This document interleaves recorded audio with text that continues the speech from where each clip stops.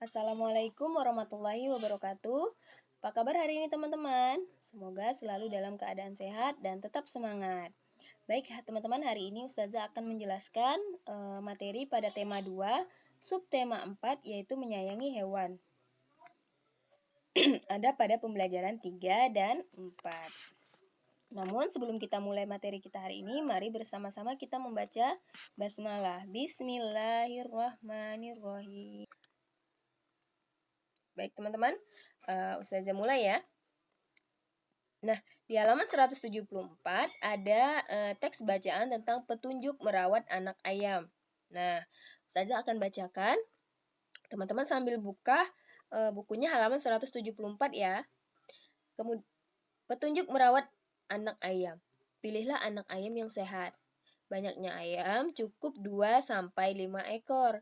Siapkan kandang sederhana menggunakan kardus bekas. Beri alas jerami atau kertas koran agar kandang mudah dibersihkan. Lengkapi kandang buatanmu dengan lampu untuk menghangatkan ruangan dalam kandang. Minta bantuan orang tua untuk memasangkan lampu. Nyalakan lampu terus-menerus selama 3 minggu agar anak ayam merasa hangat. Lengkapi kandang dengan tempat makan dan minum yang mudah dijangkau oleh ayam. Ganti air minum ayam setiap hari. Beri makan ayam setiap hari dengan makanan dari biji-bijian seperti beras. Simpan kandang ayam buatanmu di tempat yang nyaman dan aman agar tidak terancam oleh binatang lain. Setelah 3 minggu, anak ayam akan tumbuh menjadi besar. Nah, setelah membaca teks bacaan tadi, mari kita buat pertanyaan beserta jawabannya sesuai gambar yang berkaitan dengan teks perawatan anak ayam. Nah, di sini sudah ada gambar beras, teman-teman.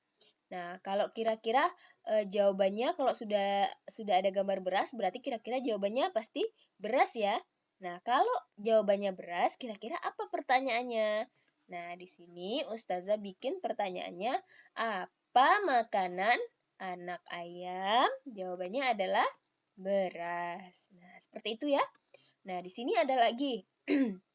Di sini gambar anak ayam di dalam kotak, kemudian ada lampu. Nah, kira-kira kalau begitu pertanyaannya apa ya? Coba dibuat dulu, coba dipikirkan. Kira-kira apa ya? Ya, boleh seperti ini. Mengapa kandang ayam perlu diberi lampu? Agar ayam merasa hangat. Nah, ini ada di teks bacaan tadi ya, cara merawat ayam itu. Nah, kemudian yang ketiga di sini. Di sini ada gambar seorang anak yang menyiapkan tempat makan ayam ya. Nah, kira-kira pertanyaannya apa ya? Apa yang perlu kita siapkan untuk memelihara ayam? Ya, jawabannya adalah tempat makan dan tempat minum. Nah, jadi seperti itu ya teman-teman. Cara membuat pertanyaan dan jawaban berdasarkan gambar. Nah, teman-teman ini ada di halaman 176. Teman-teman silahkan tulis pertanyaannya sesuai dengan yang Ustazah buat ini boleh, atau mau cari pertanyaan sendiri boleh. Nah, teman-teman tulis ya, teman-teman isi. Kalau mau ikut seperti yang Ustazah buat, teman-teman pause-kan videonya, baru teman-teman isi. Baru teman-teman tulis ya. Oke, Ustazah lanjutkan. Ayam sangat bermanfaat untuk kehidupan kita. Selain dagingnya, telur ayam pun dapat diolah menjadi berbagai makanan. Nah, telur ayam itu sangat berguna, teman-teman. Bisa dijadikan telur goreng, bisa dijadikan telur rebus, bisa dijadikan telur dadar. Siapa yang suka makan telur? Nah, telur juga kaya akan protein. Telur itu sebagai salah satu sumber protein ya. Nah, kemudian telur juga bisa dijadikan bahan membuat kue. Salah satunya adalah kue bolu. Nah, di sini ada pelajaran tentang pecahan ya dari kue bolu ya. Satu kue dibagi menjadi 10 potong. Nah, teman-teman bisa lihat di sini kuenya. Ini satu kue dibagi menjadi berapa potong? 1, 2, 3, 4, 5, 6, 7, 8, 9, 10. Satu kue dibagi menjadi 10 potong. Ibu memotong kue menjadi 10 bagian yang sama besar. Jadi, dalam lambang bilangan, dalam lambang pecahan ya, satu kue dibagi menjadi 10 potong itu ditulis 1/10. Artinya satu kue utuh dibagi 10 potong ya. Nah, kemudian bisa juga seperti ini. Sebentar, oke. Ustazah akan jelaskan di sini ya, sebentar ya. Oke. Nah, Edo memakan 4 potong kue bolu. Kita dapat menuliskan banyaknya kue bolu yang dimakan Edo dalam lambang pecahan biasa seperti berikut. Nah, jadi ini kan tadi ada 10 potong ya. 1, 2, 3, 4, 5, 6, 7, 8, 9, 10. Dimakan Edo 4. Tuh, 1, 2, 3, 4. Nah, kalau seperti ini kira-kira dituliskan berapa? 4/10. Betul nih, 4/10 artinya 4 potong dari 10 potong keseluruhannya. Kan ada 10 potong tadi, dimakan 4. Jadi 4/10. Seperti itu ya. Nah, kemudian kita akan menentukan bagian gambar yang diwarnai menggunakan pecahan biasa. Nah, di sini ada gambar. Kita pasangkan ya, kita coba pasangkan. Nah, teman-teman sambil diisi ya di bukunya ya. Halaman 180, silakan dibuka. Nah, di sini ada gambar pertama. Ada 2 yang diwarnai. 1, 2. Berarti 2 per berapa? 1, 2, 3. 2/3. Nah, ke sini. Nah, kemudian yang kedua. Yang kedua itu ada berapa ini? 1, 2, 3. Berarti 3/5. 3/5. Mana 3/5? Ini 3/5. Berikutnya ada 1/3. Yang diwarnai kan hanya 1 nih. 1 dari 3 kotak keseluruhannya. 1, 2, 3. 1/3. Tarik garis ke 1/3. Yang berikutnya ada 1, 2, 3, 4. 4 per kotak keseluruhannya ada 5. 4/5. Jadi seperti itu ya teman-teman ya. Oke, nah sekarang cobalah mewarnai gambar sesuai lambang pecahan biasa. Nah, kita warnai ya.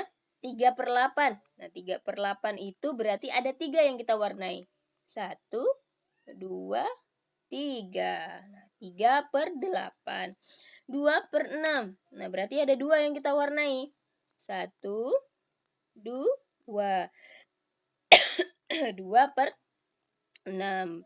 Nah, yang berikutnya teman-teman coba warnai sendiri ya. Ada 4/5, 3/4, dan 1/2. Kalau 4/5 berarti ada berapa kotak yang diwarnai? Ya, betul. Ada 4 kotak. Seperti itu ya. Nah, berikutnya kita akan mengenal tugas individu berdasarkan peran. Nelayan menggunakan jaring untuk menangkap ikan di laut, lalu menjual hasil tangkapannya kepada pedagang ikan. Apa saja profesi yang ada pada gambar tersebut? Nah, profesi yang pertama adalah ini profesi apa ini?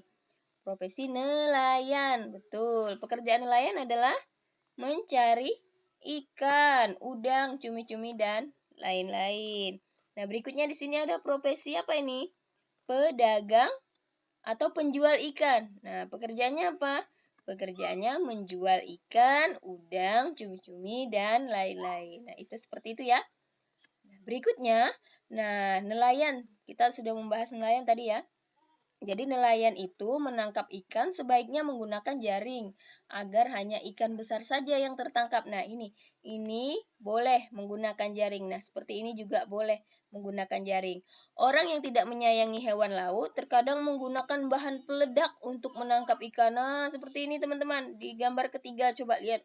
Ini adalah orang yang menggunakan bahan peledak untuk menangkap ikan di laut ya. Jadi menangkap ikan itu ketika dia menggunakan bahan peledak itu akan merusak makhluk laut lainnya. Jadi bukan hanya ikan besar yang akan tertangkap atau mati, tapi juga ikan-ikan kecil akan mati. Terumbu karang juga akan mati ya. Jadi menangkap ikan itu harus sesuai kebutuhan dan hanya menangkap ikan besar-besar saja. Nah, itu termasuk sikap menyayangi makhluk hidup. Jadi biarkan ikan kecilnya hidup sampai besar. Kalau ikan kecilnya sudah mati, maka tidak akan ada lagi ikan-ikan besar. Jadi kita tidak bisa lagi menikmati ikan-ikan besar. Jadi kita harus menyayangi hewan, baik itu hewan peliharaan maupun hewan yang bukan peliharaan termasuk ikan. Jadi seperti itu ya teman-teman. Itulah pelajaran kita tentang tema 4. Semoga apa yang Ustazah sampaikan bisa dipahami Sekian dari Ustazah. Wassalamualaikum warahmatullahi wabarakatuh.